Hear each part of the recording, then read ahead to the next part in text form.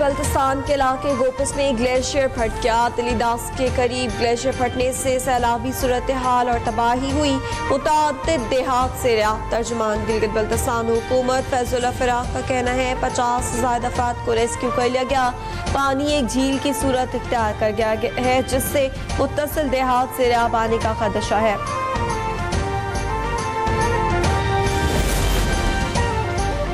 गिलगित बल्तिस्तान की तहसील गोपस में ग्लेशियर फटने पर पाक फौज का फौरी रेस्क्यू ऑपरेशन। ग्लेशियर फटने से दरिया के पानी का बहाव रुक गया।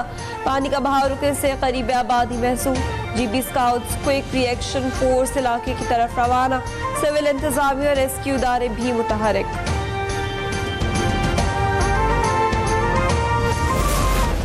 हालिया दिनों में जो पाकिस्तान में तूफानी बारिशें हुई हैं और जो दरियाओं में जो तुग़यानी आई है और ख़ास तौर पर केपी में क्लाउड बर्स्ट हुए और जो फ्लैश फ्लड्स आए उससे बेपनाह जानी नुकसान हुआ है और माली नुकसान हुआ है।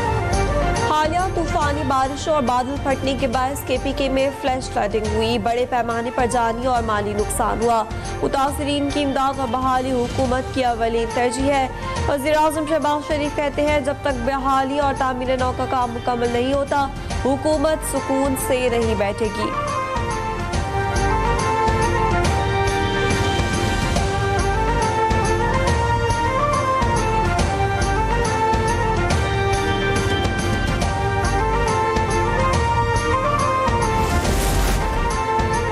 पाक फौज का बोनीर, सवात, चांगला और सवाबी के सैलाब सदा इलाकों में फ्लड रिलीफ ऑपरेशन 7वें रोज भी जारी। कोर ऑफ इंजीनियर्स के दस्ते रास्तों को खोलने और मलबे को हटाने में मसरूफ। आर्मी एविएशन के हेलीकॉप्टर्स के जरिए राशन और दीगर सामान की फराहमी भी जारी। सैलाब ज़दगान की बहाली और मुकम्मल रेस्क्यू तक पाक फौज का रेस्क्यू मिशन जारी रहेगा।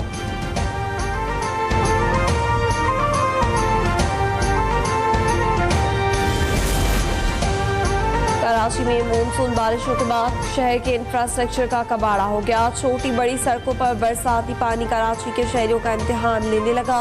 दफ्तरी औकात में ट्रैफिक जैम मामूल बन गया।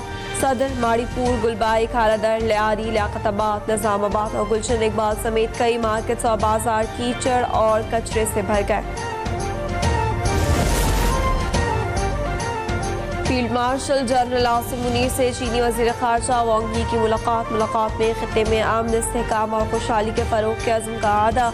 चीनी वज़ीर ख़ारजा ने पाकिस्तान की तरक्की और खुदमुख्तारी के लिए हिमायत जारी रखने के अज़्म का इज़हार किया। फील्ड मार्शल ने चीन की मुस्तकिल हिमायत पर शुक्रिया अदा किया। मुलाकात में इलाकाई सलामती, दहशतगर्दी के खिलाफ इक़दाम और बाहमी दिलचस्पी के उमूर पर भी गुफ्तगू की। चीनी वज़ीर ख़ारजा अपने दौरे के बाद चीन रवाना।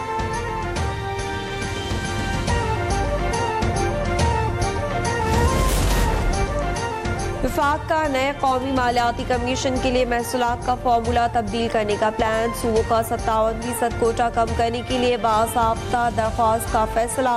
इत्तेफाक न होने पर 27वीं तरमीम के जरिए मुहासिल का फार्मूला तब्दील किए जाने की तजवीज़। बेनज़ीर इनकम सपोर्ट प्रोग्राम के तहत जिम्मेदारी सूबों को मुंतकिल की जाएगी। सालाना तरक्याती प्लान भी सूबों को मुंतकिल करने के हवाले से मुशावरत का आगाज़ कर दिया गया।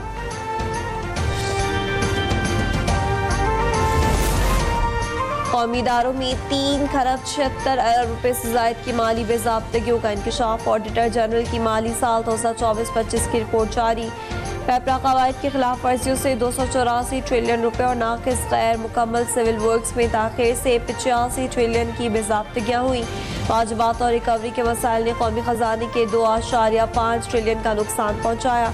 सर्कुलर डेट के तस्वीर में नाकामी की वजह से कौमी खजाने पर 1200 अरब का मजीद बोझ पड़ा।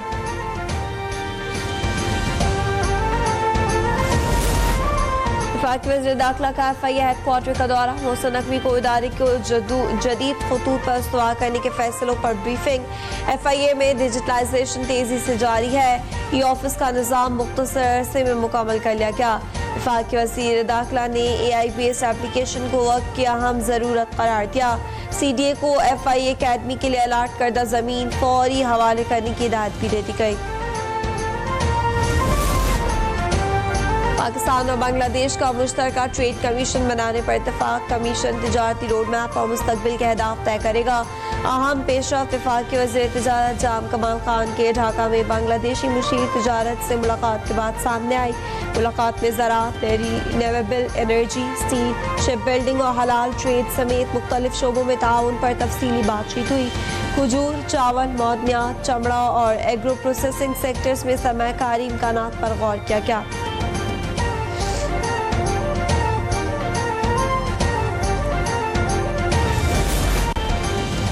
पाक बांग्लादेश सिफारती और सरकारी एहलकारों के लिए वीज़ा फ्री एंट्री की मंजूरी है। एडवाइजरी कौंसिल कमेटी की ढाका में चीफ एडवाइजर ऑफिस में मुआहदे की मंजूरी। बांग्लादेश ने पाकिस्तान से 5 साल के लिए मुआहदे पर दस्तखत किए। बांग्लादेश 30 ममालिक के साथ ये मुआहदे कर चुका। पाकिस्तान में पहली जदीद IVF लैब कायम। वज़ीर ज़राअत पंजाब ने खानेवाल में जदीद IVF लेबॉर्ट्री का इफ्तिताह किया। टेक्नोलॉजी से आला नस्लों की अफजाइश, बीमारियों से तहफ़्फ़ुज़ और पैदावार में इजाफा मुमकिन होगा। आशिक हुसैन करमानी ने 7 प्रोडक्शन यूनिट फीडाक्स और जानवरों के शेड्स का भी मुआयना किया। पूनरों ने 100 कामयाब IVF केसेस का संग मील अबूर कर लिया।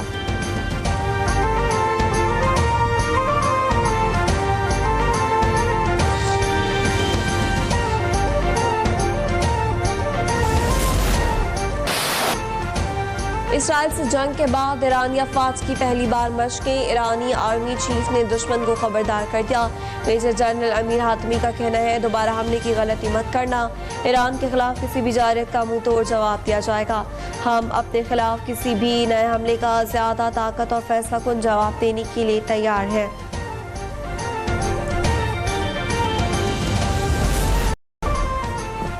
और पाकिस्तान और जनूबी अफ्रीका की विमेन क्रिकेट सीरीज के लिए मैच ऑफिशियल्स का ऐलान। एम्पायर सलीमा इम्तियाज पहली बार बैनुल-अक़वामी वनडे इंटरनेशनल सीरीज में एम्पायरिंग करेंगी। हुमैरा फराह सीरीज के लिए रिजर्व एम्पायर नामजद। तारिक रशीद ऑन फील्ड एम्पायरिंग के फराइज अंजाम देंगे। साबिक टेस्ट क्रिकेटर अली नकवी बतौर मैच रेफरी जिम्मेदारियां निभाएंगे। पाकिस्तान और जनूबी अफ्रीका वुमेन्स वनडे सीरीज 16 से 22 सितंबर तक कसाफी स्टेडियम में खेली जाएगी।